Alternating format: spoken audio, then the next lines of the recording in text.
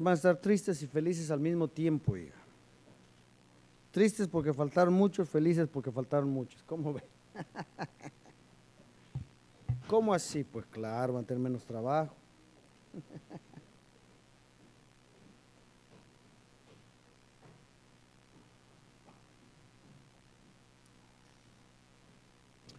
Bueno, nosotros seguimos hablando de Corinto. Estamos en 1 Corintios capítulo 9. Vamos a la presencia del Señor nada más para que nos hable Él a través de su palabra. Amén. Padre Santo, nuevamente ante tu presencia, Señor, rogándote, Padre, que tú nos ayudes, Señor, que tú nos ilumines. No, Señor, para comprender cosas que no debemos, sino para que tu palabra, Señor, abra nuestro entendimiento y podamos entender qué es lo que tú tenías en mente cuando le pediste al apóstol Pablo que escribiera la carta a los Corintios. Ayúdanos, Señor, a entender esta palabra maravillosa que es santa, Señor. Ayúdanos a comprenderla, Señor, y a vivirla para la gloria de tu nombre, Señor, y que podamos de la misma manera explicárselo a otros para que todos, Señor, lleguen al conocimiento de tu palabra. Háblanos en esta mañana, Señor, te lo pido en el nombre de Jesucristo, nuestro querido Salvador. Amén. Bueno, vamos a 1 Corintios capítulo 9. Vamos a ir al versículo 22. Parece que con esta terminamos el capítulo 9, pero no. Hay mucho que rascarle a este capítulo, así que vamos a ir despacito. El capítulo 9, versículo 22 dice: me he hecho débil a los débiles para ganar a los débiles. A todos me he hecho de todo para que todos, de todos modos, salve a algunos. Entonces le he puesto yo al sermón débil con los débiles. Y seguimos hablando de predicando con el ejemplo. Ahora, es bien importante que entendamos de qué estamos hablando hoy, porque cuando usamos el término débil,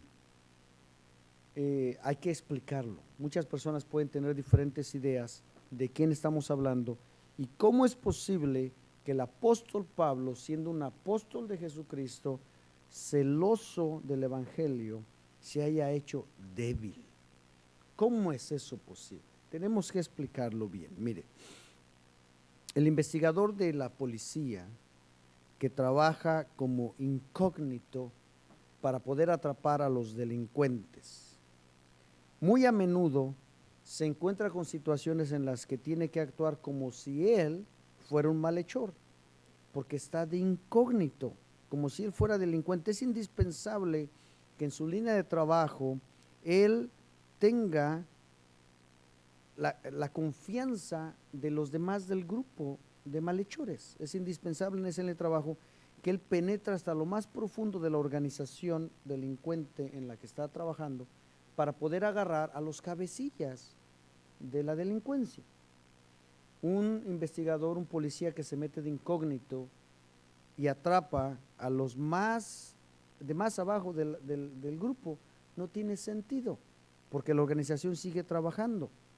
Él tiene que apresar a los más influyentes del grupo, porque de otra manera sería una pérdida de tiempo.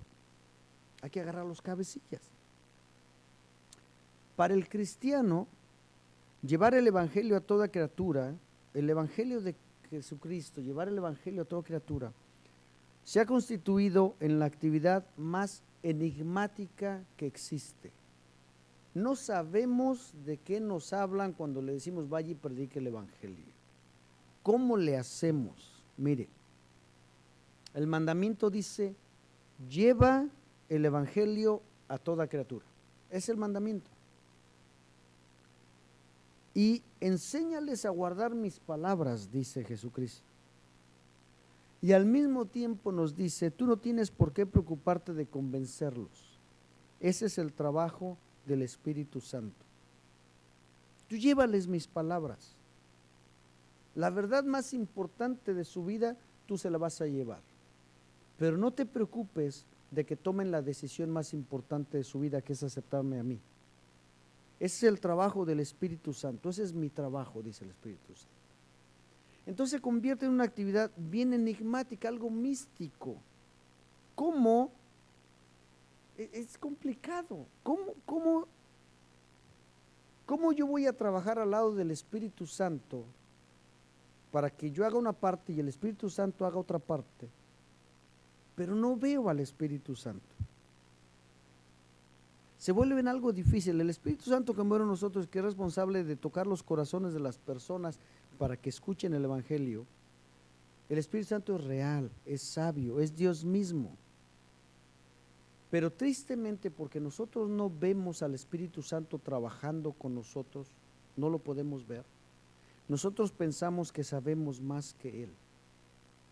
Tomamos decisiones acerca del evangelismo que al mismo Espíritu Santo lo sorprenden. ¿Cómo se le ocurrió a este hombre ir a evangelizar de esta manera?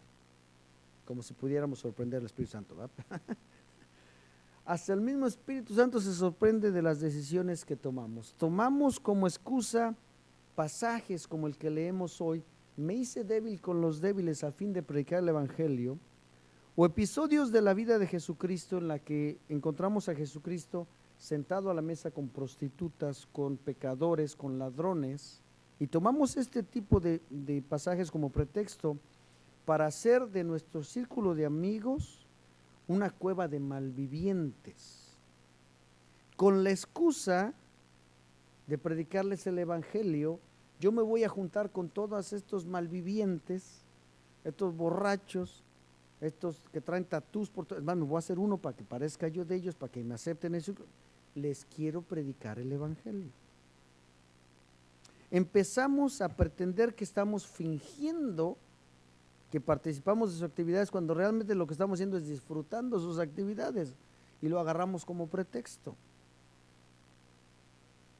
Y usamos este tipo de versículos: yo a los débiles me he hecho débil para predicarles el Evangelio, sin entender de lo que está hablando Pablo. Así que tenemos que ver, tenemos que investigar en realidad de qué está hablando Pablo. ¿Me explico? La predicación del Evangelio implica ir a los incrédulos.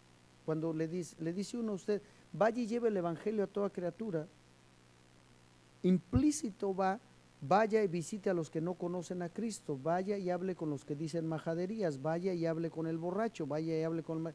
Está implícito en el mandamiento. ¿Me explico? Pero predicar a los perdidos no es una licencia para pecar. No es una licencia para que si usted se ponga tatuajes y vaya para que yo le hable a los que tienen tatuajes. No es una licencia para pecar, ¿me explico?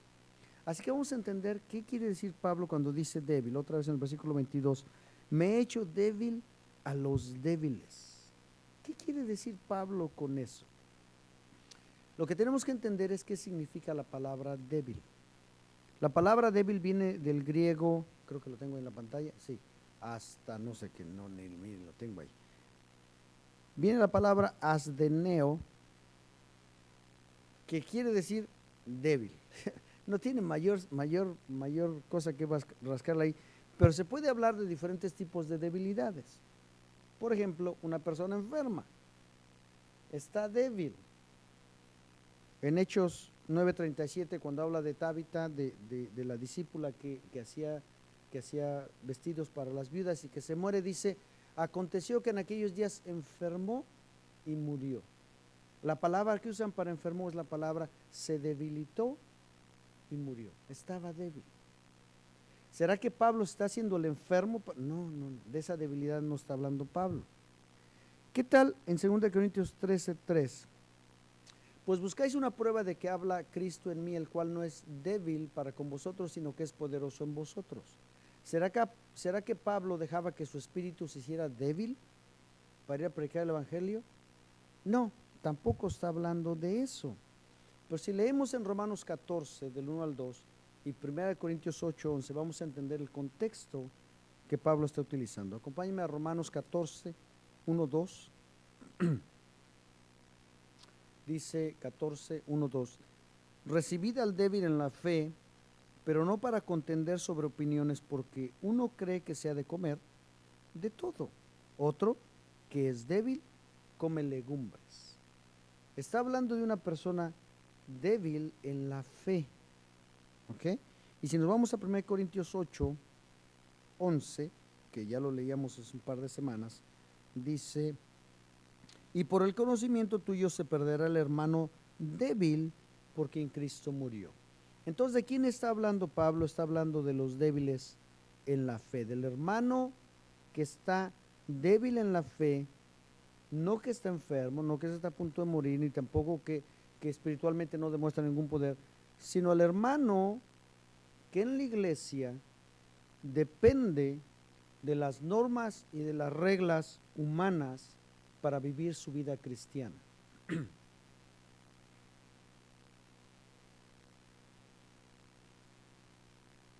El hermano débil en la fe es el hermano que basa su vida cristiana en las cosas que se ven, en las reglas humanas, en las reglas religiosas que todos tenemos, pero que espiritualmente no está fortaleciéndose con esas reglas.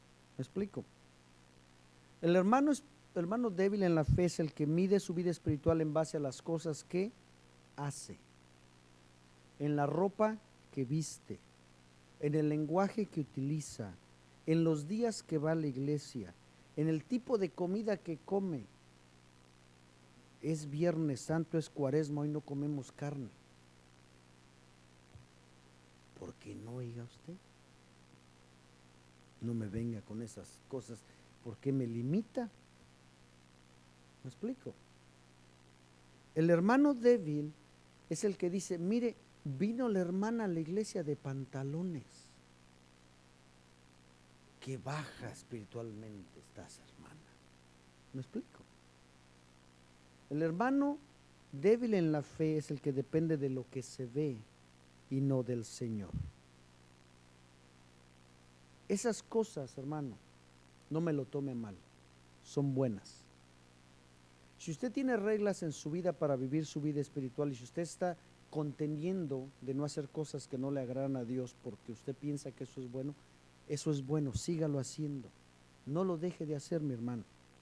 Sin embargo, esas cosas no le van a causar un efecto permanente en su vida. Solamente el Espíritu Santo le va a causar un efecto permanente en su vida. ¿Me explico? Acompáñeme a Romanos 10, del 1 al 4.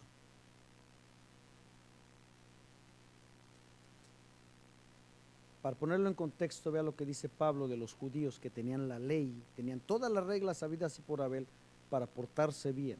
Y vea lo que dice Pablo. Hermanos, ciertamente el anhelo de mi corazón y mi oración a Dios por Israel es para salvación, porque yo les doy testimonio de que tienen celo de Dios, pero no conforme a ciencia, porque ignorando la justicia de Dios y procurando establecer la suya propia, no se han sujetado a la justicia de Dios, porque el fin de la ley es Cristo para justicia a todo aquel que cree. Pablo les está diciendo claramente que los judíos tienen la ley, tienen todas las reglas que ellos querían tener. Tienen además el celo de Dios, dice el versículo 2, porque les doy testimonio de que tienen celo de Dios. En otras palabras, el hermano o la hermana que tiene reglas en su vida para agradar a Dios, lo hace porque tiene celo de Dios. Quiere agradar a Dios. Hoy casi ya no se usa, pero la hermana que viene al templo con un velo, quiere agradar a Dios. Tiene celo de Dios, me explico. El hermano que se cuida de no decir ciertas malas palabras para que vean que es cristiano. ¿Por qué lo hace? Porque tiene celo de Dios, quiere agradar a Dios, me explico. Sígalo haciendo, mi hermano. Pero no crea que eso le va a cambiar la vida espiritualmente. Eso no lo va a hacer maduro espiritualmente. Eso simplemente son reglas que le ayudan a vivir bien. Pablo dice que los humanos, aunque puedan aplicar cualquier regla, cualquier ley, no pueden, en base a esas reglas, crecer espiritualmente. Son reglas humanas. No se están sujetando a Cristo como ellos tal vez piensan, sino que están tratando de autojustificarse. Llega el problema, llega la necesidad, y le dicen, Señor, pues yo creo que ahora tú me debes de responder a fuerzas. ¿Por qué? Ya dejé de hacer, ya dejé de decir, y empecé a hacer, a decir. ¿Me explico? Ahora tú estás en deuda conmigo, Dios, porque yo ya se empiezan a autojustificar. ¿Me explico? Hacerse débil con el débil no es una excusa para pecar, sino una restricción personal para no hacer lo que al débil le causa problemas. ¿Me explico? En otras palabras, si a usted lo invitan a una iglesia que tiene ciertas prácticas externas, usted debe de acatar a esas reglas por amor a ellos, no porque lo haga más espiritual. Si las hermanas usan velo o faldas largas en esa iglesia y a usted le invitan, póngase velo, use una falda larga por amor a ellos. Si en esa iglesia los dividen los varones en un lado de la iglesia, las hermanas en otro lado de la iglesia, divídase, mi hermano, por amor a ellos. ¿Me explico? Nosotros que somos maduros en el Señor, debemos de acatar sus costumbres por amor a ellos. ¿Qué es más fácil decirles? Está bien, hermano, me pongo un velo, présteme, yo no tengo, présteme un velo, yo me pongo un velo. A argumentar con ellos que hoy en día eso ya no se usa y perder la oportunidad de poderles enseñar una valiosa clase espiritual. ¿Me explico? Nada más porque yo quiero decirles que yo sé mucho, perdí la oportunidad de poderles enseñar algo. ¿Me explico? Por amor a ellos, me acato a sus reglas para tener oportunidad de hablar con ellos. ¿Me explico? Pero esto en ninguna manera se puede considerar hipocresía. Quiero hacer una clara diferencia entre pretender seguir las reglas de los hermanos y ser un hipócrita. La semana pasada usamos esa palabra y a lo mejor usted dijo, pastor, esas cosas no se dicen desde el púlpito. Pero es una palabra que se debe de usar. Acompáñame a 1 Corintios 9 del 19 al 23 para entender todo lo que está hablando Pablo.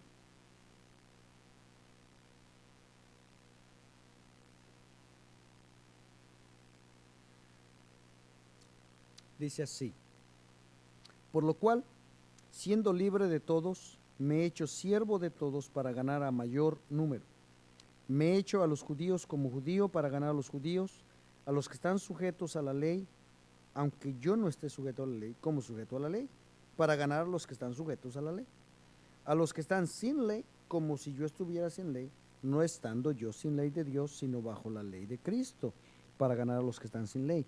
Me he hecho débil a los débiles, para ganar a los débiles. A todos me he hecho de todo, para que de todos modos salve a alguno. Y esto hago por causa del Evangelio, para hacerme copartícipe con él. La definición más simple de hipocresía, mi hermano, es pretender que uno es algo o que uno es alguien que uno no es. Esa es la definición más simple de hipocresía. Yo pretendo ser algo que yo no soy. Sin embargo, aunque todo parece indicar que Pablo es medio hipócrita, con los judíos se hace judío, con los que no tienen ley como si no tuvieran ley, con los siervos, parece que está pretendiendo ser algo. ¿Me explico? Parece que esto no le da autoridad moral o espiritual para decirle nada a nadie, ¿no es cierto?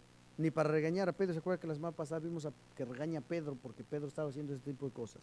¿No es cierto? Sin embargo, la definición de hipocresía le hace falta algo muy importante. Déjeme ver si lo tengo ahí. No lo tengo ahí, está bien. Hipócrita es aquel que finge sentimientos o cualidades que en realidad contradicen lo que verdaderamente piensa o siente. Pablo no está tratando de pretender que es uno de ellos. Pablo se está deteniendo a sí mismo de no ejercer su propia libertad como cristiano y hace menos de lo que puede hacer para poder estar con ellos. La hipocresía contempla dos acciones que deben combinarse: la simulación y el disimulo. La primera consiste en mostrar lo que se desea que vean. La simulación es: yo quiero que vean esto y eso lo voy a simular. Quiero que vean que yo tengo trajes buenos. Oiga, de segunda, ¿cómo así? Y el disimulo consiste en ocultar aquello que no se desea que sea conocido. La hipocresía es simular algo que quiero que vean para ocultar algo que no quiero que vean. Eso no es lo que está haciendo Pablo. En el verso 23 lo dice claramente: esto hago por causa del evangelio, para hacerme copartícipe de él. ¿Por qué él estaba tratando de unirse a los judíos, a los no judíos, a los débiles? Por causa del evangelio, porque quería encontrar una oportunidad de predicarles el evangelio, ¿me explico? No porque estuviera fingiendo. Si comparamos en Gálatas 2, 11, 12, donde Pedro fue regañado, dice: pero cuando Pedro vino a Antioquía le resistí cara a cara, porque tenía miedo de los de la circuncisión. ¿Por qué estaba Pedro fingiendo? ¿Porque quería explicar el evangelio? No, porque él tenía miedo de que lo regañaran. ¿Me explico? Él estaba simulando, él estaba disimulando. ¿Me explico? Él estaba haciendo algo para ocultar algo. La hipocresía no es dejar de comer para sentarme con un vegetariano y compartir acerca de Cristo. La hipocresía no es atreverme a sentar con un borracho para poderle hablar del evangelio. Eso no es hipocresía. Hipocresía no es que pongamos una carpa aquí en el estacionamiento y toquemos música que suena así bien bonita para que venga la gente y escuche la música. Eso no es hipocresía. Hipocresía es hacer y decir cosas que se ven por fuera, pero que cubren nuestra verdadera persona. Eso es hipocresía. Y Pablo no estaba tratando de cubrir nada. Él estaba tratando de buscar una oportunidad para sacar lo que traía adentro y decirles lo que traía. ¿Me explico? Acompáñame a Mateo 9, del 9 al 13.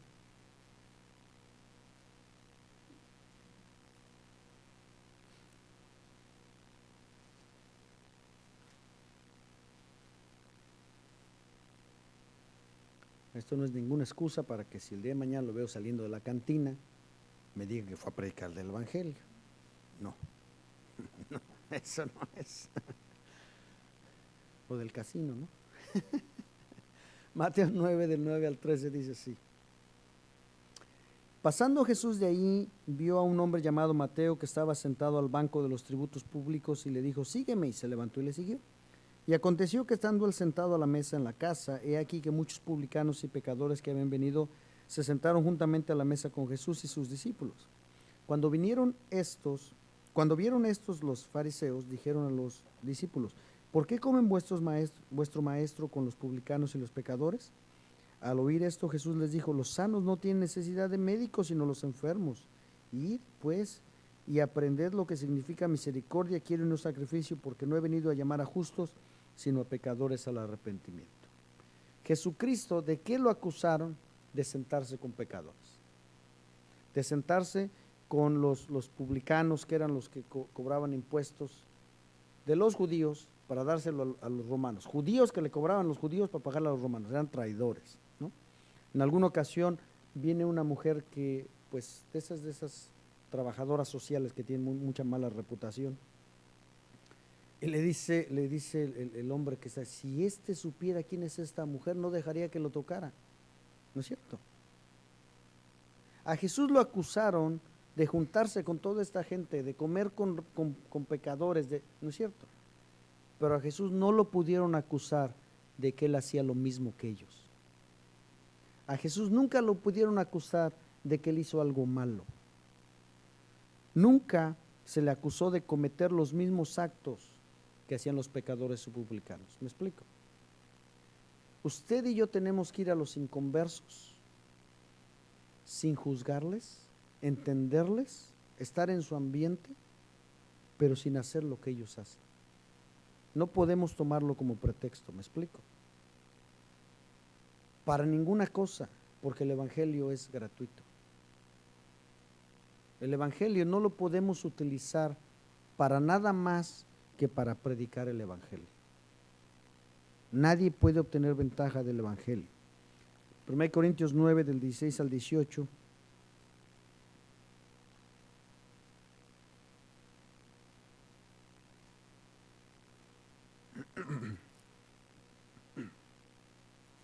Dice así: pues si anuncio el evangelio, No tengo por qué gloriarme porque me es impuesta necesidad, y ay de mí si no anunciar el Evangelio. Por lo cual, si lo hago de buena voluntad, recompensa tendré. Pero si de mala voluntad, la comisión me ha sido encomendada. ¿Cuál pues es mi galardón? Que predicando el Evangelio presente gratuitamente el Evangelio de Cristo para no abusar de mi derecho en el Evangelio. Pablo describe sus razones para predicar el Evangelio y él presenta un argumento muy fuerte. La comisión me ha sido encomendada, dice el versículo 27. Es decir, a mí se me encargó que predicar el Evangelio y tengo que predicarlo sí o sí. Tengo que predicar el Evangelio a todas las personas porque para eso me seleccionó Dios. Sin embargo, Él lo hace de muy buena manera porque sabe que tendrá recompensa en el cielo. Si a nosotros se nos hiciera hoy esta pregunta, ¿cómo predica usted el Evangelio? ¿De buena manera u obligado porque es la gran comisión?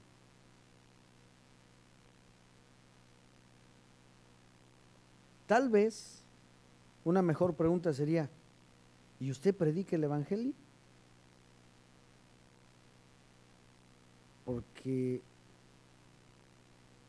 muchos no predicamos el Evangelio. Acompáñeme a Hechos 9, del 15 al 16.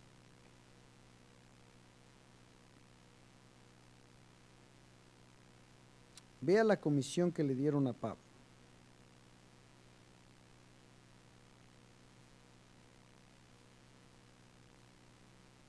El Señor le dijo, ve, porque instrumento escogido me es este para llevar mi nombre en presencia de los gentiles y de reyes y de los hijos de Israel, porque yo le mostraré cuánto le es necesario padecer por mi nombre. Su encomienda se oye bien bonita. Llevar mi nombre en presencia de los gentiles y de reyes y de los hijos de Israel. Si a nosotros nos dijeran, a ti te toca representar a Dios delante de los reyes, te toca representar a Dios delante de los gentiles, de los hijos de Israel, de los judíos. Se oye bien bonito. Capaz si usted se atreve a decir cuánto me va a pagar. Pero se oye bonito, es una encomienda. Yo quiero que vayas y me representes, le dijeron a Pablo, delante de todas las gentes, que representes a Cristo delante de los reyes. Es decir, me va a tocar ir a hablar con reyes. Oye, está buena la cosa. Pero le dice, yo le mostraré cuánto le es necesario padecer por mi nombre. La encomienda venía no con un bono de fin de año, no venía con vacaciones pagadas, no venía con seguro médico comprensivo para toda la familia. Venía con una advertencia. Ve y predica el Evangelio, pero vas a sufrir. Te voy a mostrar cuánto es necesario que sufras por causa de mi nombre. ¿Cómo le parece la encomienda ahora? Ya se puso difícil la cosa, ¿no? Y tal vez usted me diga, bueno, sí, pastor, pero eso fue para Pablo. Porque Pablo, usted sabe, él mató a muchos cristianos antes de ser cristiano él mismo. Él encarceló a muchos cristianos, entonces era necesario que sufriera porque hizo sufrir a los cristianos, ¿no es cierto? Bueno, pues suena como que tiene razón mi hermano. Parece que Pablo tiene más problemas en su ministerio que los demás por causa de lo que él hizo antes del ministerio. Yo creo que a nosotros no nos toca sufrir como a Pablo. Ahí es donde usted dice, eso sí me gustó, pastor. Porque a nosotros no nos toca sufrir como a Pablo, eso sí me gustó. Bueno, pues entonces, ¿por qué no llevamos la gran comisión? Si nosotros la tenemos más fácil que Pablo, ¿por qué no llevamos la gran comisión? ¿Me explico? A Pablo le tocó difícil. Ya llegaremos a 2 Corintios cuando dice, me apedrearon, me dejaron como muerto, me dieron latigazos, me metieron en la cárcel, me tocó naufragar por 14 días en el agua. ¿Me explico? ¿Por qué? Por causa del Evangelio. ¿A cuántos de nosotros nos han dado latigazos por predicar el Evangelio.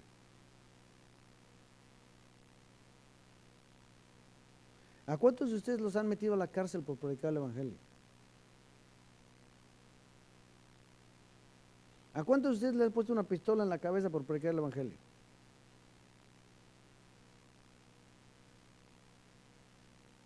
Pues entonces, ¿a qué le tiene miedo, mi hermano?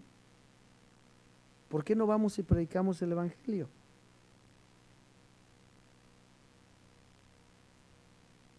Acompáñame a 2 Timoteo 4, del 6 al 8. Si no quiere ir, a ver si con eso se anima, ¿no? Dice así, Pablo hablando, porque yo ya estoy para ser sacrificado y el tiempo de mi partida está cercano. ¿Dónde estaba Pablo cuando escribe estas líneas? En la cárcel. Es la última carta que escribe, es el último capítulo que escribe. A él lo mataron, le cortaron la cabeza. Y ya estaba determinado que lo iban a matar, ya sabía que lo iban a matar. Y está escribiendo a Timoteo, despidiéndose de Timoteo. Porque yo ya estoy para ser sacrificado y el tiempo de mi partida está cercano. He peleado la buena batalla. He acabado la carrera. He guardado la fe. Por lo demás, me está guardada la corona de justicia, la cual me dará el Señor juez justo en aquel día. Y no solo a mí, sino a todos los que aman su venida. Y no solo a mí, sino a todos los que aman su venida. ¿Cuántos de nosotros queremos estar delante de ese juez justo, esperando que nos dé nuestra corona? No, pero no se oyó, oiga. Yo creo que estamos roncos, por eso no se oyó, ¿eh? ¿Cuántos de nosotros queremos estar delante de ese Señor juez justo en aquel día y que nos dé una corona? Amén. Este pasaje es increíble. Dice, y no solo a mí, sino también a todos los que aman su venida. No solo a mí, dice Pablo, que yo sufrí más que todos. La recompensa es igual para todos. Usted predicó por el Evangelio poquito, le toca recompensa. Tal vez la corona de Pablo va a ser más grande que la mía.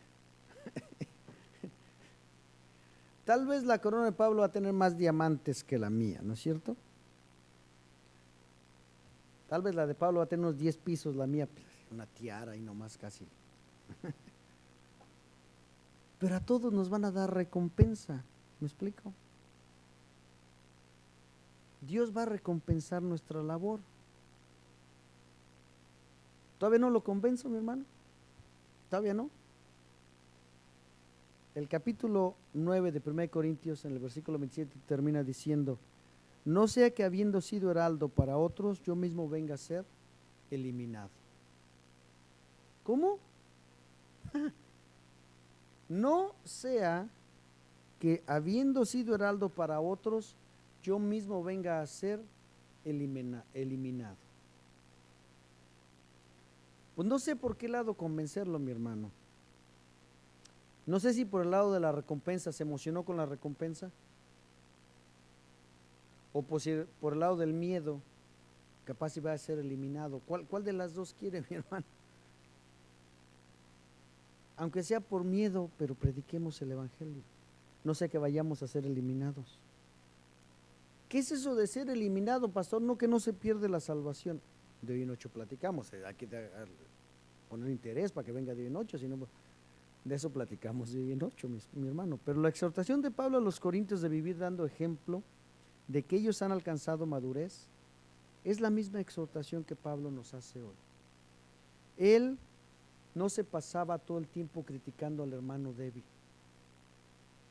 ¿Y por qué el hermano todavía sigue pensando que no se puede comer puerco?